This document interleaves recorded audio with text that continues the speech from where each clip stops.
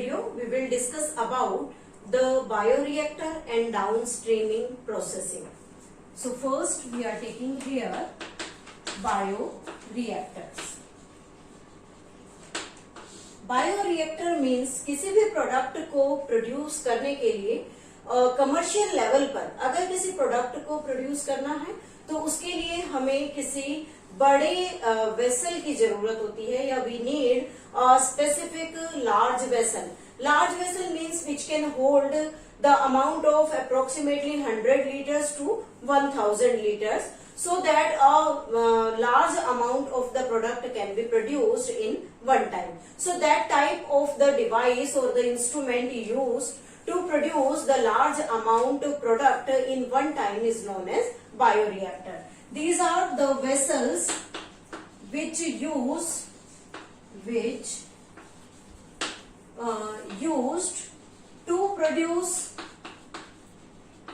to produce a large amount of product, approximately 100 liters to 1000 liters. This is named as the bioreactor. Now the bioreactors are of two types. First bioreactor is named as stirred bioreactor.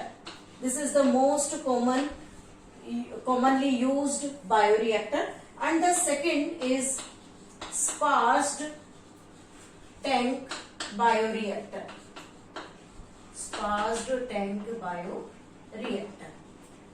Now, what are the different parts of this stirred tank bioreactor? That is most commonly used bioreactor.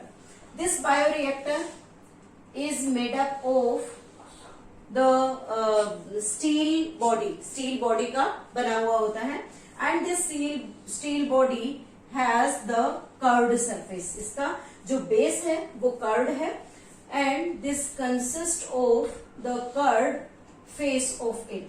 And in this large vessel we can culture much more amount of the culture to produce the desired product. Now what will be the different structures in it?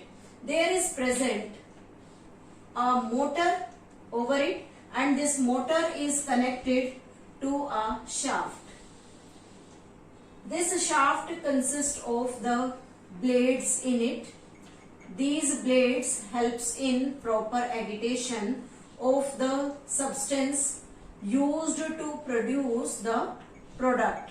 In case of any the living organism, in case of any food item also there is present. These are the shafts consisting of the different types of the blade panels. Now the product is filled, not completely in it, approximately 3/4 part is filled. When the product is produced in this by the different methods, then there will be the different types of the controlling systems here. Now what are the different controlling system? If the pH level is to be maintained, means अगर कोई भी product इस bioreactor में produce किया जा रहा है तो उस कंडीशन में उसकी पीएच को बैलेंस करने के लिए यहाँ पर पीएच कंट्रोल सिस्टम होता है.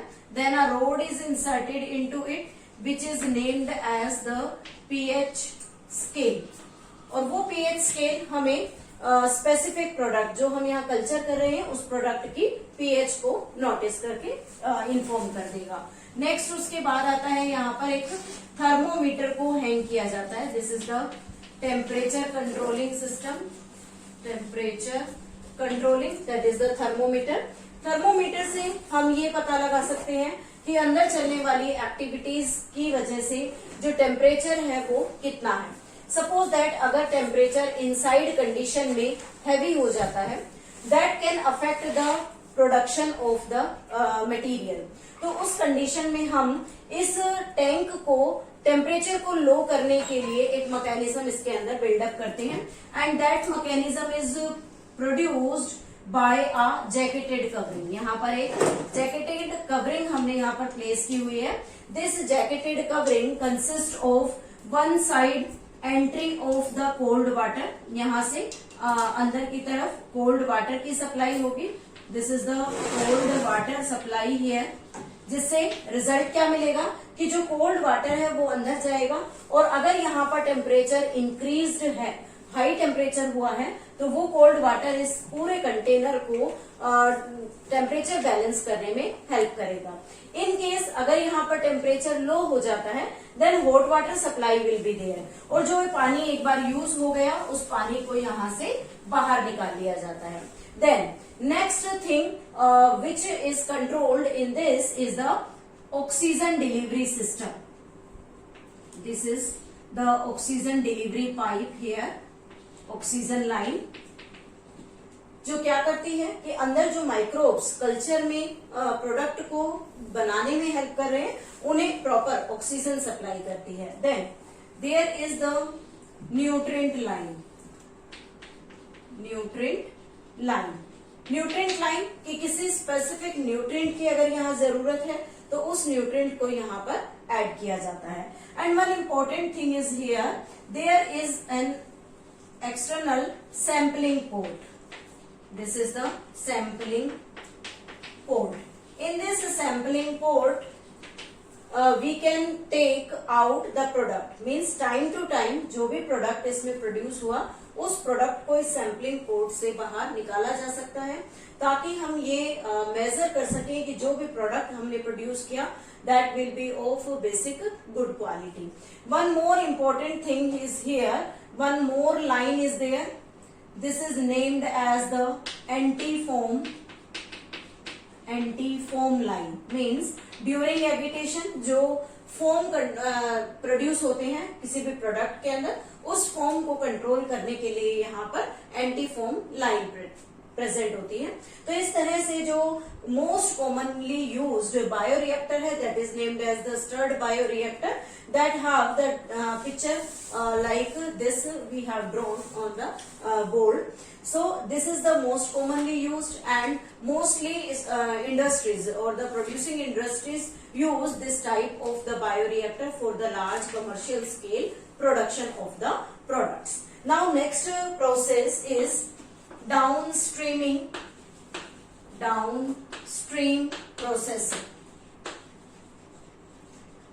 Downstream processing means कोई भी सब्सटेंस जो हमने यहाँ बायोरिएक्टर से प्रोड्यूस किया, फर्स्ट ऑफ ऑल उस बायोरिएक्टर से प्रोड्यूस्ड प्रोडक्ट की क्वालिटी कंट्रोल टेस्टिंग का करना डाउनस्ट्रीम प्रोसेसिंग कहलाता है। Suppose that we have produced some drugs here, then these drugs undergo some clinical testing. If the drugs are produced here, then they undergo clinical testing, और जहां भी clinical testing होगी it should be very very strict so that the drugs effect can be seen, और उस drug को easy way में हम किसी भी लाइफ पर यूज कर सकते हैं।